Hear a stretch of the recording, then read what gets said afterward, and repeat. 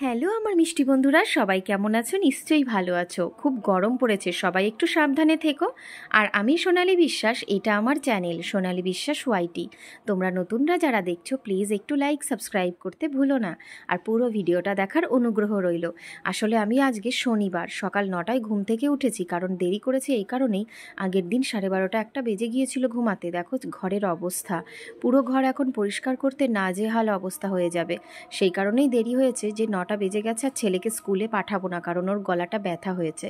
ওকে ঘুম থেকেও তুলিনি, কারণ একটু ঘুমাচ্ছে, সারাটা দিন পড়াশোনা করতে করতে আর ড্রয়িং করতে করতে যাবে। কারণ কালকে রবিবার একটা ড্রয়িং প্রতিযোগিতায় নাম দিয়েছে।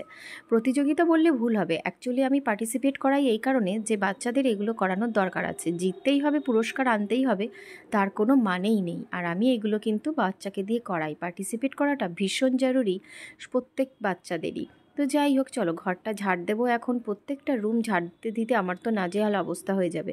সত্যি কথা বলতে প্রতিদিনই কাজ করি এইরকম, জানো তো, কিন্তু একটু বেলা হয়ে গেলে বেশি কষ্ট হয়।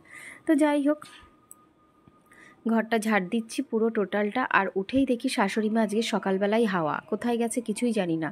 আসলে আমি হয়তো ঘুমিয়েছিলাম, ওই জন্য আমাকে হয়তো বলে যায়নি। তো যাই হোক, যেখানে যখন যাই যাক, আমি কোনো দিন কিছু বারণও করিনি আর আজও করি না। যার মতন করে যে ঘুরে বেড়াই এই বাড়িতে, শুধু আমি আমার স্বাধীনতাই পেলাম না। তো যাই হোক, জীবনের স্বাধীনতা পেয়েই বা কী হয়েছিল, কারণ বড় হয়ে ইচ্ছা ছিল উকিল হবে। বাবার টাকা ছিল না বলে স্বপ্নটা পূরণ করতে পারিনি। উকিল হওয়ার স্বপ্ন আজও আছে, কিন্তু পড়াশোনার সময় কোথায়, সেই রকম সুযোগ সুবিধা তো হারিয়ে গেছে। বিয়ে হয়ে যাওয়ার পরে আর কোনো স্বপ্ন থাকাই মেয়েদের উচিত নয়। যাক, এইসব কথায় আর যাচ্ছি না।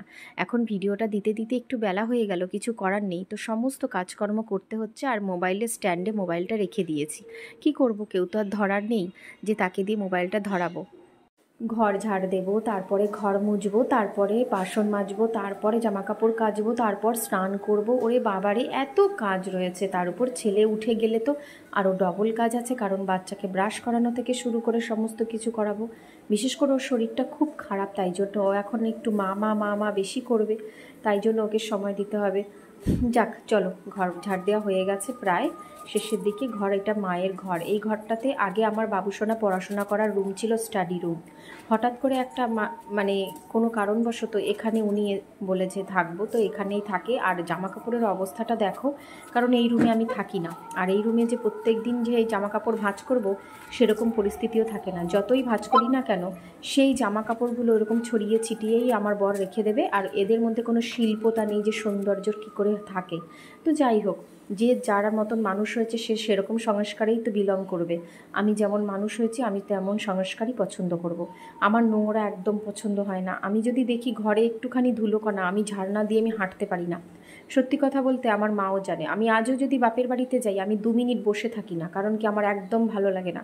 ঘর বাড়ি ঝাঁ চকচকে পরিষ্কার থাকবে তবেই ভালো লাগে আমার। সত্যি কথা বলতে ঘরবাড়ি ঝাঁ চকচকে করে কোনো লাভ হয় না। যদি আমার বর বাড়িতে থাকে, বারবার বাইরে যাবে আর ঢুকবে, আর জুতো পরে পরে বিশেষ করে ঢুকে পড়ে, মাঝখানে তো অশান্তিই হয়। তার উপর আমার চেঁচানোর চোটে একটু বন্ধ হয়েছে। তো যাই হোক, ঝাড় দেওয়া কমপ্লিট। প্রচণ্ড গরম পড়েছে, বাপরে। সকাল 9টা 9:30 বাজে, ঘেমে পুরো স্নান হয়ে যাচ্ছি। এতটা ঘাম পড়ছে বলার মতো না। এরপরে আমি ঘরটা মুছবো। ঘর মোছার পরে যে কত কাজ আছে তাড়াতাড়ি করে করতে হবে, কারণ কালকে ছেলের ড্রয়িং প্রতিযোগিতার এক্সাম। কালকে একটা অন্য জায়গার ভিডিও তোমাদের দেবো, কোথায় আমি যাচ্ছি ছেলেকে নিয়ে, সেই ভিডিওটা। তো বাইরের এইটুকু আবার ঝাড় দিয়ে নিলাম, এটা ভুলে গেছিলাম। তো যাই হোক, এবার আমি বালতিটা নিয়ে আসি। আর একটা বাথরুম আছে ওই পাশের থেকে, বালতিটা আনলাম।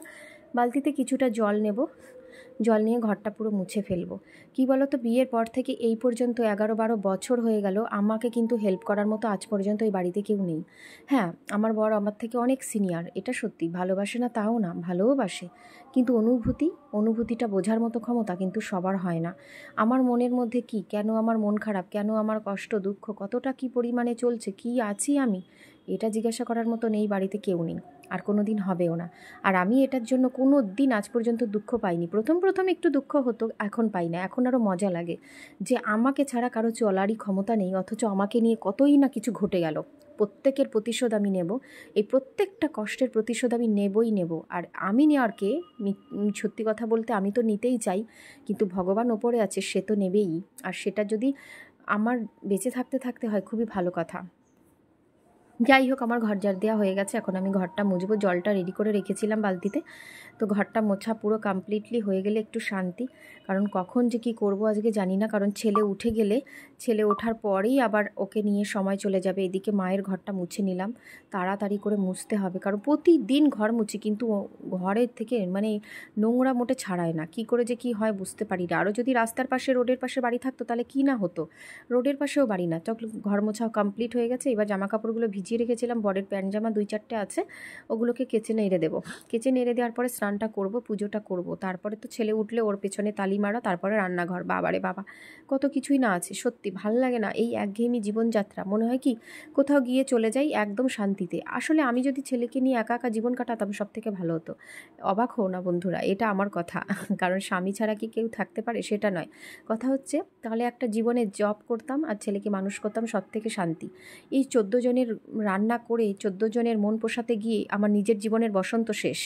কারণ তাতেও কিন্তু হবে না, তাতেও তোমার খুদ ধরবে, তোমার এই ধরবে এই ধরবে, কতই না কিছু। তাতে আমার কাজ কলা। আজ পর্যন্ত আমি কাউকে মানিও নি, আর কারো কোনো কথা শুনেও চলিনি। সত্যি কথা বলতে আমার মধ্যে ভয় ডরটা একটু কমই আছে ছোটোবেলা থেকেই।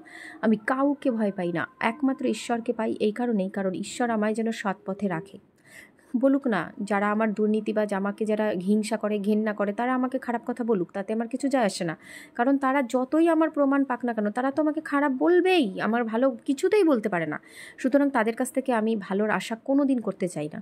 কিন্তু যারা আমার ভালোবাসা, যেমন আমার মা, আমার বাবা যদি যখন ছিল, আমার দিদি, জামাইবাবু, এরা তো আমাকে ভালোবাসে, আর এরা আমাকে ভালোবাসলেই চলবে। আর আমাকে যারা হিংসা করে, আমাকে যারা ঘেন্না করে, তাদের আমি ঝাঁটা মারি, দূর হয়ে যাক। কারণ কি তাদের থেকে আমি যত দূরে থাকবো তত মঙ্গল। তাদেরকে আমার ভালোও লাগে না, কিছুই না।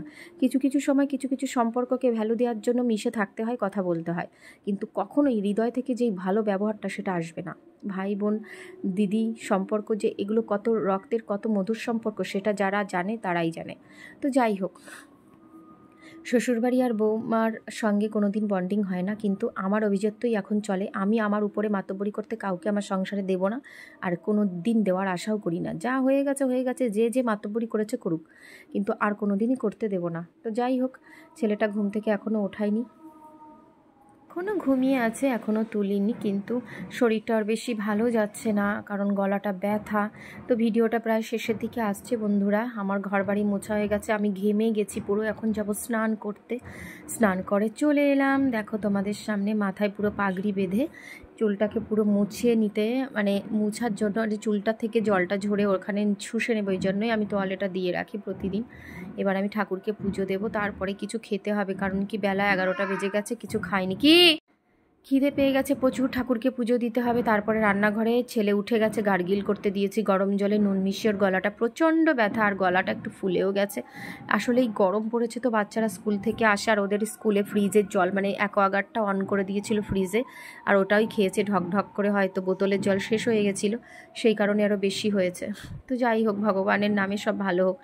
আমার ঈশ্বরকে পুজো দেওয়া হয়ে গেছে, না দেওয়া হবে, আমি বাসনগুলো নিয়ে মাজতে যাব এখন। তো দেখতেই পাচ্ছ যে ঠাকুরঘর মুছে নিয়েছি পুরো, থালা বাসন এখনও তুলিনি, এই যে তুলেছি। এবার মাজে ঘষে পুরো ঠাকুরকে পুজো দেব। ভিডিওটা পুরো শেষের দিকে বন্ধুরা। পাশে একটা হরিচাঁদ ঠাকুরের অনুষ্ঠানের জন্য যে আওয়াজটা আসছে, তোমরা কিছু মাইন্ড করো না, আমি তো ঘরে বসে ভিডিও মানে ভয়েস করছি। তো আমার শ্রী লক্ষ্মীনারায়ণের পুজো কমপ্লিট। এই দেখো আমার বাবুসোনা গার্গিল করে আমার পাশে এসে দাঁড়িয়েছে কিউটি কিউটি করে। আর এখন আমাদের দুজনের খাওয়া দাওয়ার পালা। আমার তো ভীষণ খিদে পেয়েছে, আগে ছেলেকে ছাতু গুলিয়ে দেব। যাই রান্নাঘরে, এই যে ভাত বসিয়ে দিয়েছি, আর ওইটাতে একটু তরকারি ছিল, সেটা গরম করছি, ওটা ওর বাবা খেয়ে যাবে। আর বাবুসোনাকে গার্গিল করার পর আমি ছাতু খেয়ে নেব, আমিও কিছু খেয়ে নেব। টাটা।